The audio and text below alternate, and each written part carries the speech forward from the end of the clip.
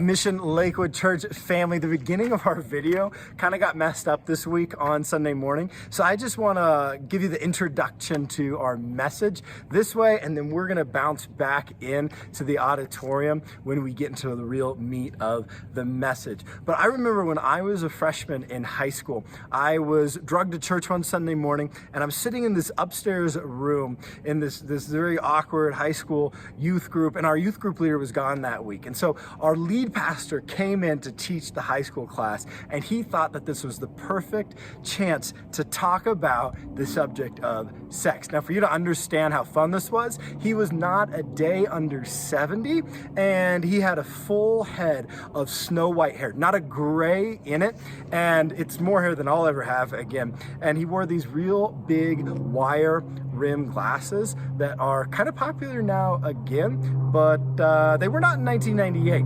And it was real fun because I think he decided to make it a competition to see who would be more awkward, us or him, and he won because he spent the next 45 minutes describing everything that we should not do, a full list of things we should not do with sex. And he made sure to overpronounce every single anatomically word he could think of. Well, by the end, when I was driving away, when I stopped laughing again, I got to thinking that really he must think, and the church must think, of sex as all dirty, that it's unclean, that it's bad, that it's wrong. And this really is the perspective of legalism.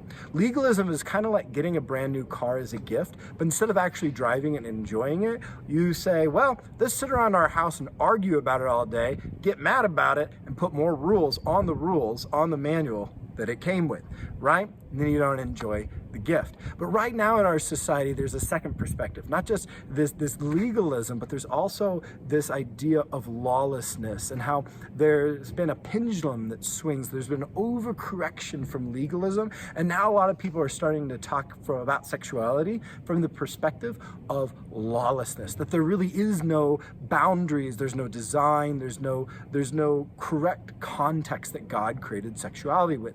Lawlessness is kind of like being given the gift of a brand new car and deciding to throw the manual out and not pay attention to any of the traffic laws or lines or rules or signs because they don't apply to you. And so really, when the church has come to this issue of sexuality, we've come to it as from the perspectives of legalism or lawlessness. And both are really destructive because you see, legalism, it takes this issue of sex and it makes something that should have been a gift, it makes it, demonizes it. It makes it bad and unclean and dirty. It takes something that God wanted to give us as a gift and it demonizes it. But lawlessness, it makes a God out of the gift. Now, we want to avoid both of those things. And we know that in our marriages, there's nothing that can destroy our marriage quite like how we handle sexuality. So instead, we want to find a third way forward, a way that isn't about legalism, isn't about lawlessness, that doesn't make a God of the gift, but also doesn't demonize God's gift. And that third way is to focus on God's dream. God has a dream for our sexuality. So this message today, we're going to be really exploring what God's dream is, the different aspects of this dream that he has for us with this issue of sex. We're going to look at two places. We're going to look at the very first marriage in Genesis, and then we're also going to look at the Song of Songs. It's a book of poetry where two lovers, this man and this woman, they're writing to one another, and they're celebrating what sexuality can be in marriage. Yes, that book is actually in your Bible. And so this is what we're up to today. Let's begin to explore, as we get back into the auditorium, let's begin to explore God's dream for our sexuality. Well, on the very first page of Scripture, during the sixth day of creation, God makes the first man, and he makes the first woman, right? And then he gives them his dream. He says in Genesis 1:28, God blessed them, and God said to them, be fruitful and multiply and fill the earth. We talked about this a few weeks ago. What is the first command that God gives us humans in all of Scripture? Go make babies, right? I mean, he's got your attention on page 1, right? Often the church's message about sex has always started, the first word has always started with the do nots. You know what I'm talking about? With the do nots. Do not sleep around. Do not cross the line. Do not sleep together before marriage. And you know what? Each one of those things is absolutely true. but it's not where God chose to start the conversation. God didn't choose to start the conversation with us in his word about this with the negatives, the do nots. He started the conversation with the positives, with the do's. Do be fruitful. Do multiply. And then at the end of that sixth day of creation, God looks at this man and this woman that he's created, and he says this, Genesis 1:31, God saw all that he had made, and it was very good.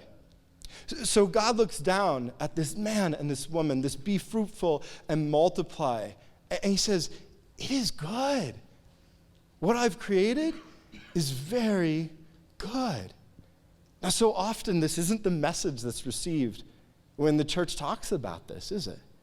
No, it's not. But this is God's first word. It is good. It is good. Now, if you think about this and where it falls in the story of creation, this is before the fall, right? So this is before the first sin entered the world. This is before anything becomes unclean, before anything becomes dirty, before anything is broken by sin. So this is God's good and intended design for us, includes sexuality. So much of the church's message on sex has been that it is dirty and wrong, but it was actually a gift given by God before the fall, before sin entered and broke the world. And when God saw it, he said, it is good.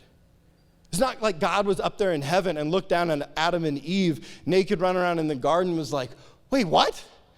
They're doing what with those? Like, wait. God created it this way, right? And he said it is good. This is the beginning of the conversation. The first word in God's dream for our sexuality is, it is good. It is very good. The second question is, in his dream, what is God's design for our sexuality? How did he design this thing when he was creating it?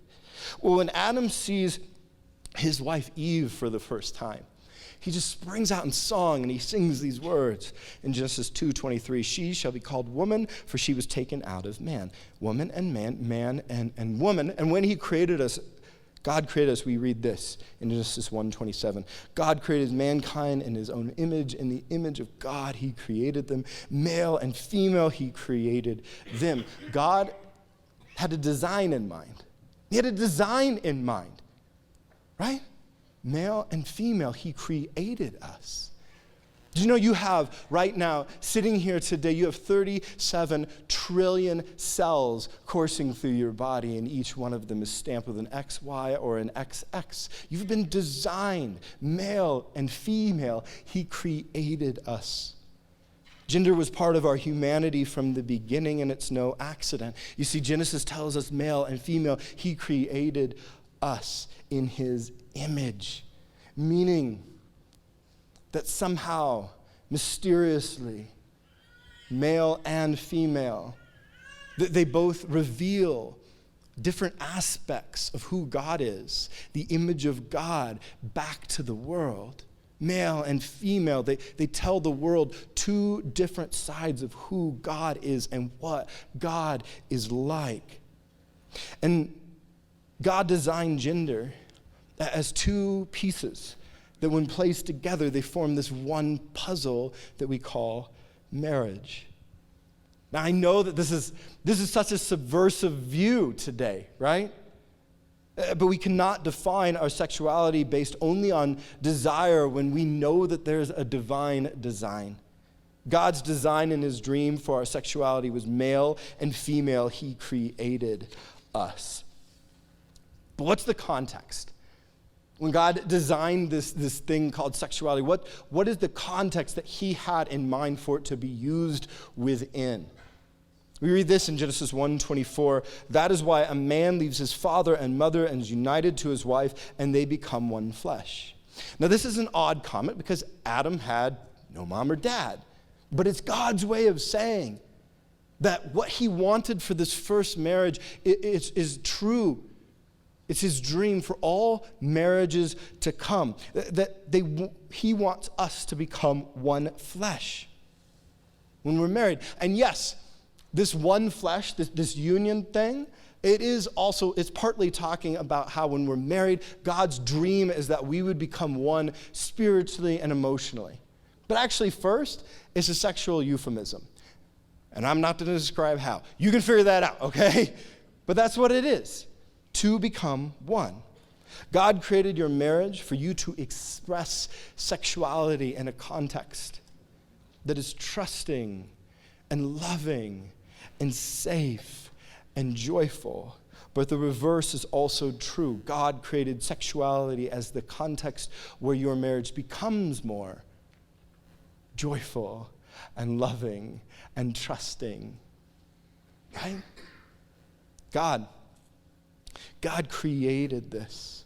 You see, it sticks us together. Marriage is the context for sex, but sex is the context for marriage. So if you are having sex but not married, or if you're married and not having sex, that divine design, that context is being destroyed. It's being warped. The world tells us that the best context for sex is when you can have it with whoever, whenever you want. But God disagrees. God's way is when a man and woman say, only you, only us, only forever. The reality is the opposite of what the world is telling us. Because if you use something outside of its created intent, outside of its context, it's destructive. It's kind of like a vacuum. Okay, I'm seeing a lot of blank stares. You know what I mean? It's kind of like a vacuum. So think about a vacuum. What is the created intent? What's the context for a vacuum?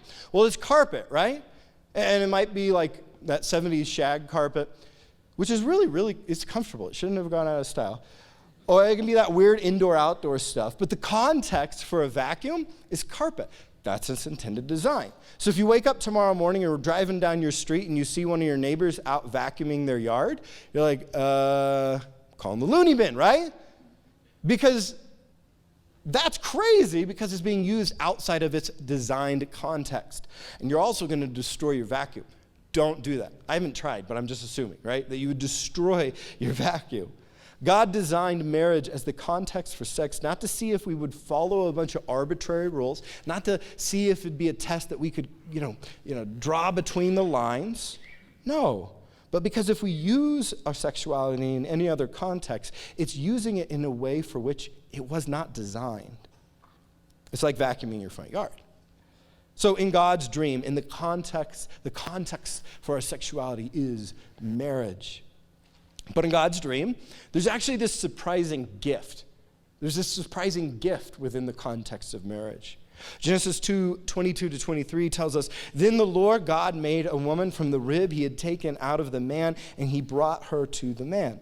The man said, 'This is now bone of my bones and flesh of my flesh. She shall be called woman, for she was taken out of man.'"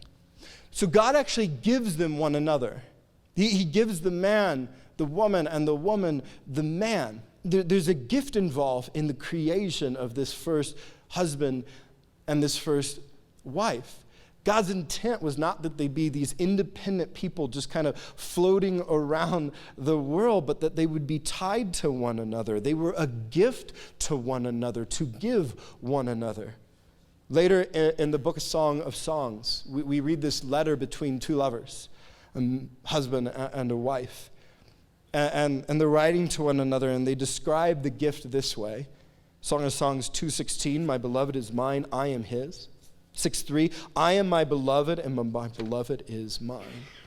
You see, when we take our vows of marriage, we're relinquishing control over our bodies to our spouse.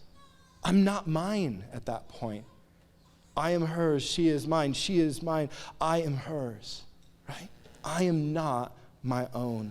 Later, Paul puts it this way in 1 Corinthians. He says in 7:4, "The wife does not have authority over her own body, but yields it to her husband. In the same way, the husband does not have authority over his own body, but yields it to his wife." I am hers, she is mine. I am his, he is mine. I am not my own. But everything we're told about sex today runs counter to this, doesn't it? I mean, everything we hear about it is the opposite of God's word, isn't it? But the truth is that God designed marriage in such a way that when you say, I do, you're also saying, I am not mine. I am yours, and you are mine. I am not my own. And that is deeply intimate, and that is deeply challenging, and that is deeply vulnerable, but it's also deeply and beautifully true. It's God's dream for your marriage. God's dream for your marriage is that you would be able to give the gift of you to your spouse. That you would give the gift of you and be able to say, I am not my own. So if we give control of our body to someone who is not our spouse in an affair, or reversely, if we retake control of our spouse and do not give ourselves to them, this gift begins to break down. We're tearing apart the union that God created. It's kind of like a Christmas gift. Did you know Christmas is 11 weeks and 4 days away? Anybody know that? Not that I'm weirdly obsessed with Christmas or anything and I'm like counting the days. Of course not. It's not strange or anything. 11 weeks, 4 days away, okay? So imagine I give you a Christmas gift. Let's say I give you a Stretch Armstrong, okay? Do you remember Stretch Armstrong from the 80s? That little guy that you would like a wrestler, you could stretch him across the whole room. That has nothing to do with anything. It was just the best gift I could think of in the moment. But imagine that I give you the gift of a Stretch Armstrong, okay? And all January, you're playing with that gift. It's an amazing gift. It's an 80s gift. And then in February, I take the gift back, and I either give it to someone else or I keep it for myself. You're not going to be happy, right? And it's no longer a gift to you. There's been a breakdown, and it's probably going to affect our relationship. You're probably not going to like me as much, well, if you like me at all. But it's going to affect us. And that's exactly what's happening when we have an affair or when we don't give ourselves to our spouse. We're taking this thing that we're supposed to give as a gift. I'm not mine. She is mine. I am hers. He is mine. I am his. We're taking this thing that's supposed to be this beautiful gift in marriage, and we're taking it back. And we're ruining the gift. So God had a dream for our sexuality, that we'd give this gift to our spouse, a gift that says, I am not my own. I'm not mine. So we've looked at the first word, the design, the context, and the gift of God's dream. But then, how do you make this actually real, right?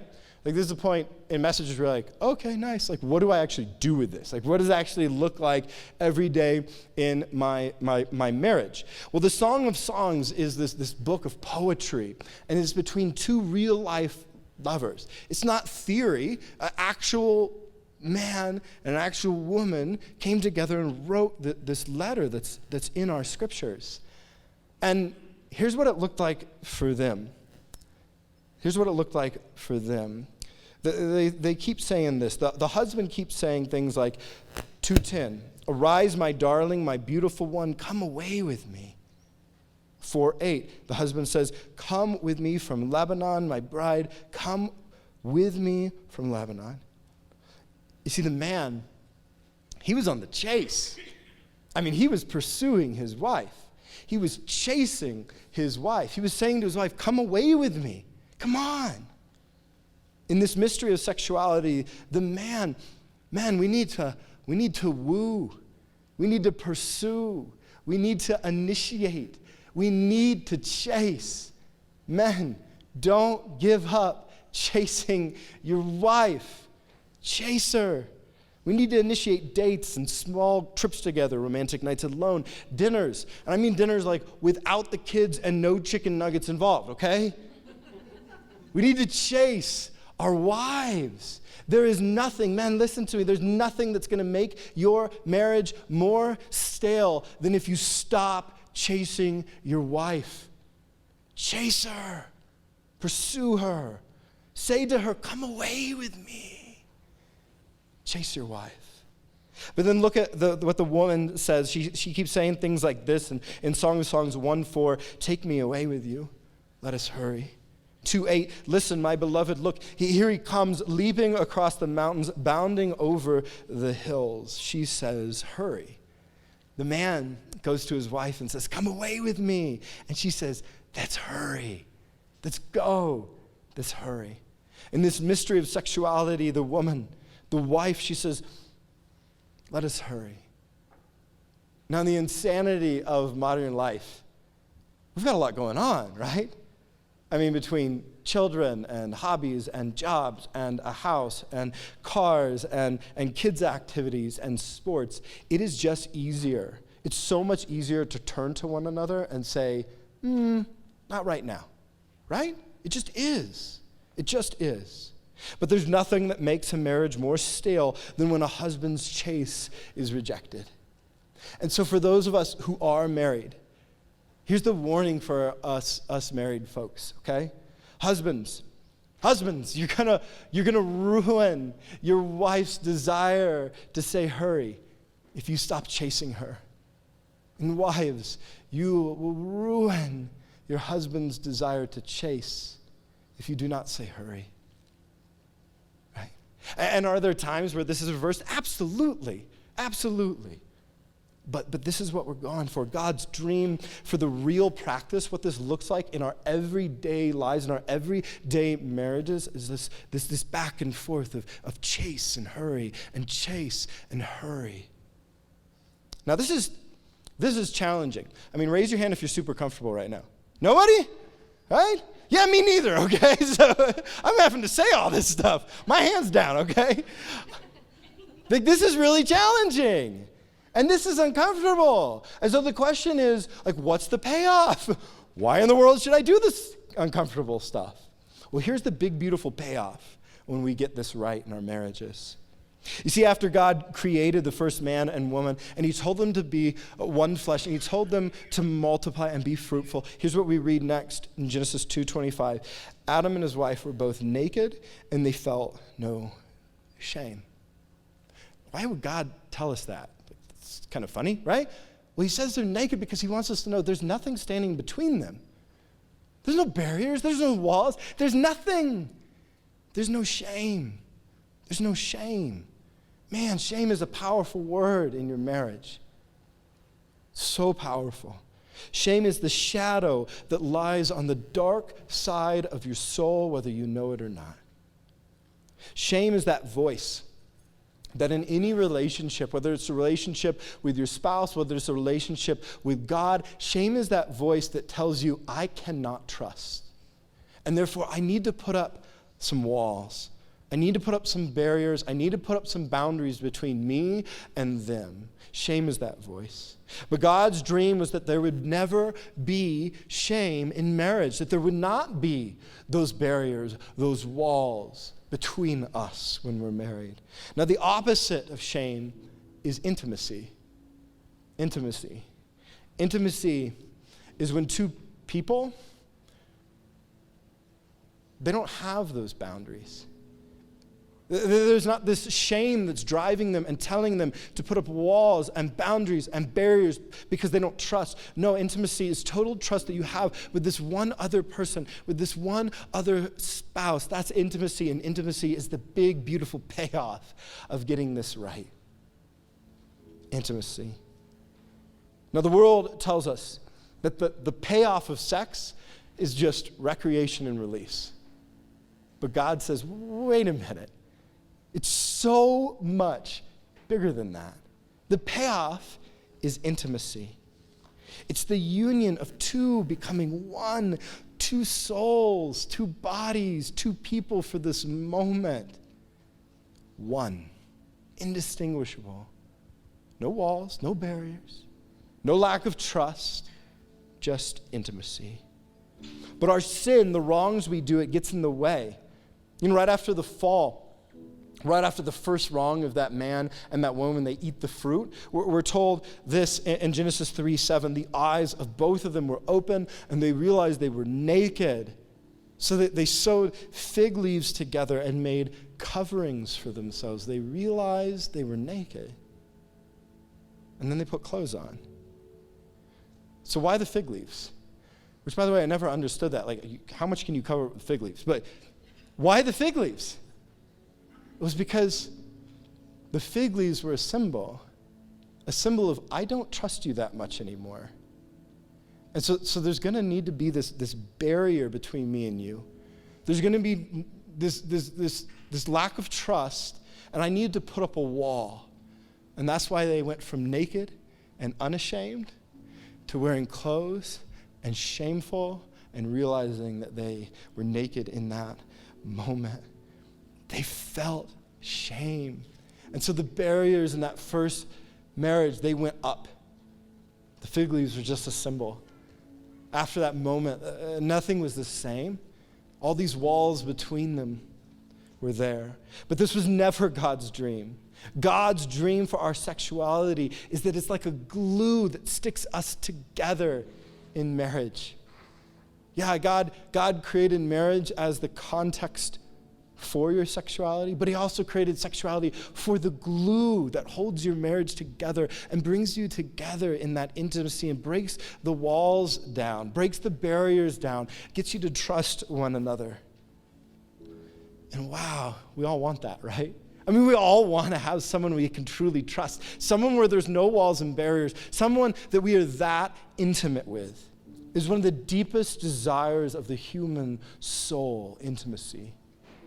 You see, God's dream for sexuality and marriage is that the big, beautiful payoff is intimacy. So this is God's dream. Sexuality is good. That's the first word. It has a design of male and female. It has the context of marriage. It has this good gift. It has the chase and hurry, and it has this payoff of intimacy. But this is hard, right? I mean, this is just difficult. It's uncomfortable. Some of it's hard to hear. It's countercultural. It's subversive to the way that the world talks and thinks about it. It's just difficult. It's way easier to have a different opinion on this. Having the perspective of legalism or lawlessness, it's so much easier than diving into God's divine dream and design for your marriage. It's so much easier to pick one of those two cop-outs, but it's beautiful. So the question, I think, when we come to this issue is whether we want to pursue sexuality from the perspective of God's dream or to the destruction of the world. Because we are the generation that's being destroyed by our own perspectives on sexuality. We are the generation where half of our marriages are failing. We are the generation that has made a multi-billion-dollar industry out of pornography that just horribly takes advantage of young women. We are the generation that has found out and is fully aware that there are millions of sex slaves in this world and yet does so little about it. We are the generation that's being destroyed by our own sexuality. And that's the way of the world. And it's so much easier to choose. But there's another way. There's a better way. It's a way that rejects both legalism and lawlessness, because that's not what we want to do. Well, we don't want to take this good gift and demonize it like legalism does. And we don't want to make a God out of this gift that God has given us like lawlessness does. No, we want to stay entirely focused on the dream of God, how he made it, and what he was dreaming about the day he created on that sixth day of creation. God's got a dream for your sexuality. You see, there's so many people that just for generations now, the church has tragically talked about it from this legalistic standpoint where the conversation always begins with the do nots. And man, people usually hear the first thing you say, right? And so much of the conversation has become about the do nots and the rules and the rule book and the manual that we forget that God said it is good. God has a dream for your sexuality. God has a dream. And so right now, just if you're a believer in Jesus and you're here this morning, can we just agree that when we're talking about this with people who don't know him, when we're even talking about it when someone might hear us, can we stop starting with the do nots? Can we just agree to start with the dream of God and how he created this and how beautiful it is and call people into that? God's got a dream for his sexuality. But then the other side, there's this lawless side. There's people who they want to tell you that there is no context. There is no design behind this, that it's best with whoever, however, whenever you want. And God looks down and says, no, that's not the best way. That's not my dream for you. My dream is that one man and one woman come together and they say, only you, only us, only forever. God's got a dream. He's got a dream for your sexuality. So let's stop these two sides of legalism and lawlessness. Let's just put both of those to the back burner and let's focus on God's dream. Because when we get caught up in those two sides, when we get caught up in legalism and lawlessness, what it does is it begins to blur our vision of God's dream. It blurs our vision. And I want to be a people, and I want to be a church, that when it comes to this important and difficult subject, that we have clear vision to see God's dream, His hope and His love in this. And then we can take that out into the world. We can take that out and change our marriages. We can take that out and help people see God's dream. God's got a dream for your sexuality. Let's pray. Lord Jesus, we thank you for your word. We thank you, even in difficult stuff, that you've got something to say. We thank you that you didn't just leave us alone and make us with no design, but that you have an intent and that you have a dream for us. I pray for those of us just that kind of tend to go towards that legalist side, that maybe we grew up in church and that side has just been really tarnished, that we would catch this dream that in our marriages, it is good. And I pray for those of us that we kind of lean towards that lawless side, that you would just reveal to us your good design for this. We love you. In your name we pray. Amen.